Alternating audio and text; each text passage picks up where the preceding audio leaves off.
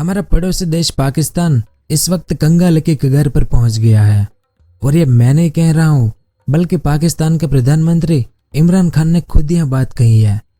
उन्होंने कुछ दिनों पहले ही कहा था कि पाकिस्तान सरकार के पास अभी इतना भी पैसा नहीं है कि हम पाकिस्तान को 1 महीने तक भी चला पाए। और पाकिस्तान के आर्थिक हालात दिनों दिन बदतर होते जा रहे हैं। देश में गरीबी, भूखमरी और बेरोजगारी तो पहले भी थी। इसके साथ अब पाकिस्तान पर कर्ज का बोझ भी बहुत ज्यादा बढ़ता जा रहा है।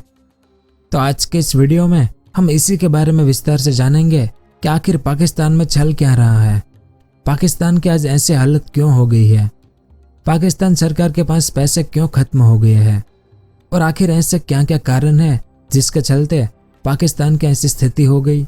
ये सब और इसके अलावा और भी बहुत कुछ जानने को मिलेगा आपको इस वीडियो में, तो वीडियो के अंत तक हमारे साथ बने रहिए। तो पाकिस्तान के ऐसे हालत के लिए बहुत से अलग अलग कारण जिम्मेदार हैं। एक एक करके हम सभी के बारे में जानते हैं। तो पहला है कर्ज के जाल में पाकिस्तान। आज़ादी के बाद से ही पाकिस्तान ने कभी अपनी इकोनॉमिक ग्रोथ को अपना मेन एजेंडा नहीं बनाया। इसलिए पाकिस्तान में इंफ्रास्ट्रक्चर भी डेवलप नहीं हुआ जो भविष्य में उसकी इकोनॉमी को बूस्ट दे सके, उनको अच्छी ग्रोथ दे सके। तो इसका नतीजा ये हुआ कि शुरुआत में तो सब कुछ ठीक ठाक रहा, लेकिन जैसे जैसे दुनिया तरक्की करती गई वैसे वैसे भारत भी तरक्की करता गया, लेकिन पाकिस्तान इस होड़ में पीछे रह गया। अब पाकिस्तान के पास इंफ्रास्ट्रक्चर तो था नहीं, इस कारण उन्होंने इस चीज़ के लिए कर्ज लेना शुरू किया। अब आज की डेट में पाकिस्तान के ऊपर इतना कर्ज है कि उसका नाम दुनिया के उन 51 देशों में शामिल है जो सबसे ज़्यादा कर्ज के बोझ में दबे हैं। जैसे साल 1970 में पाकिस्तान के ऊपर $3.5 बिलियन का कर्ज था, जो साल 2021 में बढ़कर $119 बिलियन का हो चुका है। तो पाकिस्तान का यह कर्ज टैक्स पेयर का पैसा तो खा ही रहा है, साथ में एक्सपोर्ट करके जो पैसा आता था पाकिस्तान में वो भी इस कर्ज को चुकाने में ही खत्म हो रहा है। पाकिस्तान का डेब्ट टू जीडीपी रेशियो लगातार बढ़ता ही जा रहा है। डेब्ट टू जीडीपी रेशियो देश का कुल कर्ज और घरेलू उत्पादन से होने वाली आमदनी का अनुपात होता है। तो यह अनुपात ज्यादा होने का मतलब है कि कर्ज के मुकाबले घरेलू उत्पादन से कम आमदनी हो रही है। जैसे साल 2011 में पाकिस्तान का डेब्ट टू जीडीपी रेशियो 1.4% था, जो साल 2018 में बढ़कर 1.9% हो गया। लेकिन पिछले 4 सालों में स्थिति बहुत तेजी से बिगड़ी है, जिस कारण आज मौजूदा समय में ये रेशियो बढ़कर 4% हो चुका है। और अगर डेब्ट टू एक्सपोर्ट रेशियो की बात करें तो जो कि कुल कर्ज जिसमें ब्याज और मूलधन दोनों शामिल है और एक्सपोर्ट से होने वाले आमदनी का अनुपात होता है, तो साल 2011 में यह अनुपात मात्र 9% था, जो कि साल 2018 में बढ़कर 19% हो गया। लेकिन पिछले 3 सालों में बहुत ही तेजी से बढ़ा है यह, और मौजूदा समय में अब यह रेशियो 35% हो चुका है। तो इन आंकड़ों से पता चलता है कि पिछले 3-4 सालों में पाकिस्तान की आर्थिक स्थिति बहुत ही तेजी से बिगड़ी है। अगला कारण है पाकिस्तान का FATF की ग्रे लिस्ट में जाना। पिछले कुछ सालों से Pakistan financial action task force यानी FATF की ग्रे लिस्ट में पड़ा हुआ है। FATF एक टास्क फोर्स है जो यह देखता है कि किस देश में पैसे का मिसयूज हो रहा है। अगर कोई देश टेरर फंडिंग या मनी लॉन्ड्रिंग जैसे एक्टिविटीज में इन्वॉल्व पाया जाता है तो उस देश को इस लिस्ट में डाल दिया जाता है। अब इस लिस्ट में जाते ही उस देश के ऊपर बहुत तरह के सैंक्शन अपने आप लग जाते हैं, जिस कारण उस देश का इंपोर्ट एक्सपोर्ट बहुत बुरी तरह से प्रभावित होता है। क्योंकि IMF और विश्व बैंक जैसे विभिन्न बैंकिंग संस्थाओं द्वारा मिलने वाली लोन पर भी बहुत निगरानी रखी जाती है ताकि इसका मिसयूज ना हो। और रही बात निवेशकों की, तो निवेशक तो वहीं जाएंगे जहां पर माहौल अच्छा होगा। अब जहां की फाइनेंशियल सिचुएशन ऑलरेडी खराब है वहां पर निवेशक भी निवेश करने से डरते हैं। FATF की ग्रे लिस्ट में जाने से पाकिस्तान की एक देश के रूप में इमेज भी काफी खराब हुई है, जिसका सीधा असर फॉरेन डायरेक्ट इन्वेस्टमेंट में दिखाई देता है, जैसा अभी पाकिस्तान में हो रहा है। और FATF ने पाकिस्तान को 17 पॉइंट सुझाए थे जिसे पाकिस्तान को सुधारना था। अगर पाकिस्तान ऐसा कर लेता तो वो इस लिस्ट से बाहर हो सकता है, लेकिन अभी तक ऐसा नहीं हुआ है। अगला कारण है पाकिस्तान में डॉलर की किल्लत। अब जिस देश के पास जितना ज्यादा फॉरेन रिजर्व होगा उस देश की अर्थव्यवस्था को उतना ही स्थिर माना जाता है। फॉरेन रिजर्व में डॉलर की वैल्यू सबसे ज़्यादा रहती है, यानी ऐसा कह सकते हैं कि जिसके पास जितना ज़्यादा डॉलर होगा उस देश की अर्थव्यवस्था उतनी अच्छी मानी जाती है। लेकिन पाकिस्तान का हालत यहाँ पर भी बिगड़ रहा है, क्योंकि पाकिस्तान का इंपोर्ट एक्सपोर्ट के मुकाबले काफ़ी ज़्यादा है, जिससे ट्रेड डेफिसिट क्रिएट हो रहा है। नवंबर 2020 में ट्रेड डेफिसिट 1.94 बिलियन डॉलर का था, जो कि नवंबर 2021 में 163% बढ़कर 5.11 बिलियन डॉलर का हो चुका है। और इस साल जुलाई से नवंबर के दौरान इंपोर्ट और एक्सपोर्ट में 20.7 बिलियन डॉलर का अंतर रहा है, यानी महीने दर महीने पाकिस्तान का ट्रेड डेफिसिट बढ़ता ही जा रहा है। और पाकिस्तान का यह अब तक का सबसे बड़ा ट्रेड गैप है, जिस कारण पाकिस्तान में डॉलर दिनों दिन घटता ही जा रहा है। अगला कारण है टैक्स पेयर की संख्या कम।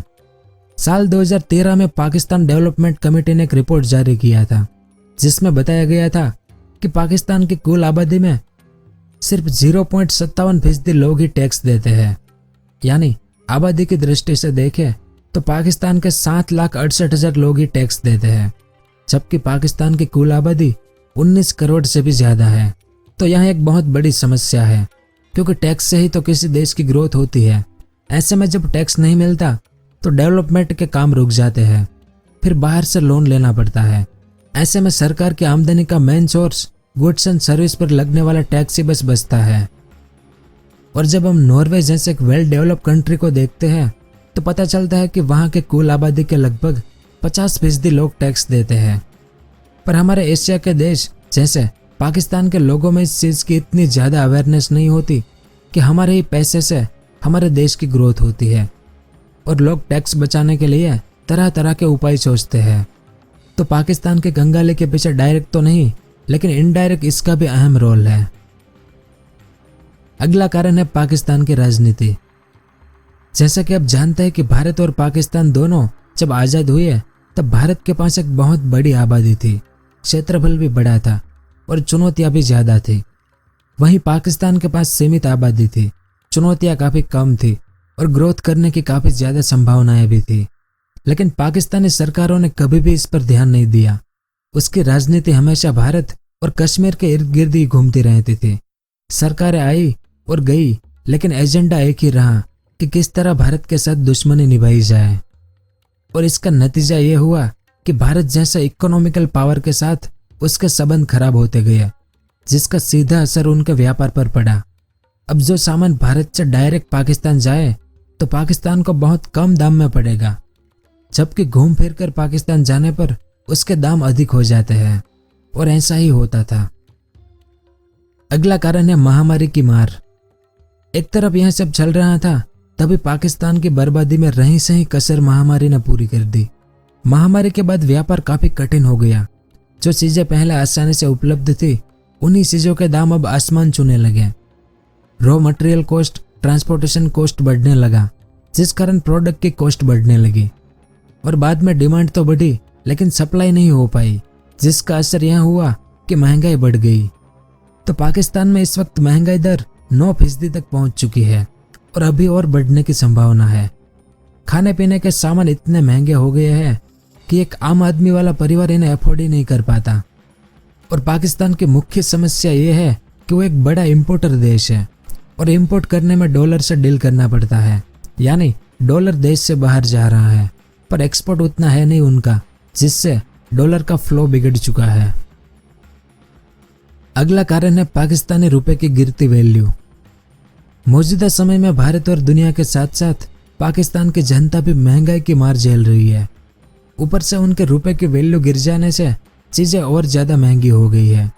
वहीं चीज़ जो आज से कुछ वक्त पहले तक 100 रुपये में मिल जाती थी, उसका दाम अब 150 रुपये से भी ज़्यादा हो चुका है।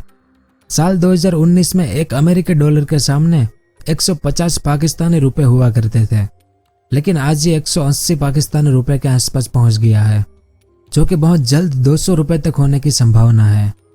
और पाकिस्तानी करेंसी के डीवैल्यू होने से एक नई चुनौती सामने आ गई है।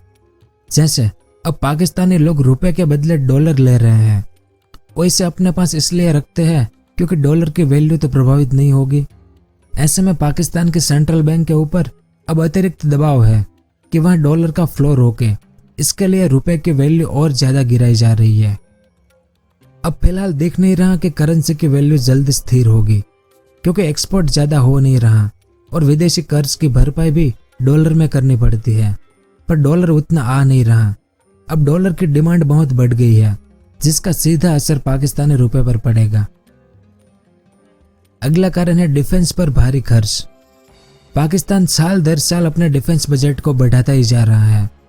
फाइनेंशियल ईयर 2021-22 के लिए पाकिस्तान का डिफेंस बजट 8.78 बिलियन डॉलर है, जो कि पिछले फाइनेंशियल ईयर से 1.6% ज्यादा है। यानी पाकिस्तान अपने टोटल बजट का 16% तो सिर्फ अपने डिफेंस में ही खर्च कर देता है। पर यदि जानकारों की माने तो यह 16% नहीं बल्कि 25% होता है, क्योंकि डिफेंस बजट में आर्मी का pension, nuclear programme, paramilitary forces आदि पर लगने वाला खर्च को नहीं जोड़ा जाता। और पाकिस्तान की इकोनॉमी इस वक्त वर्ल्ड बैंक के 6 बिलियन डॉलर के कर्ज से चल रही है और वर्ल्ड बैंक की कई शर्तें होती है। उसकी लोन को वहीं यूज कर सकते हैं जहां वाकई में जरूरत होती है। देश की आर्मी को स्ट्रॉन्ग करने में वर्ल्ड बैंक की लोन का यूज नहीं कर सकते, लेकिन पाकिस्तान चोरी छुपे यह कर रहा है।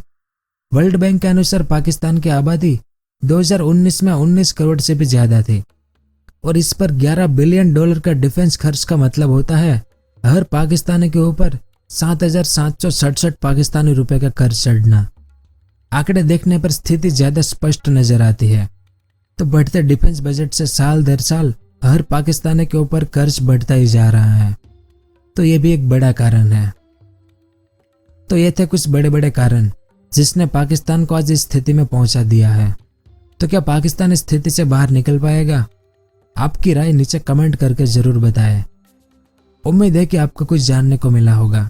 अगर वीडियो पसंद आया हो तो लाइक और शेयर जरूर करें। पूरा वीडियो देखने के लिए आपका बहुत बहुत धन्यवाद।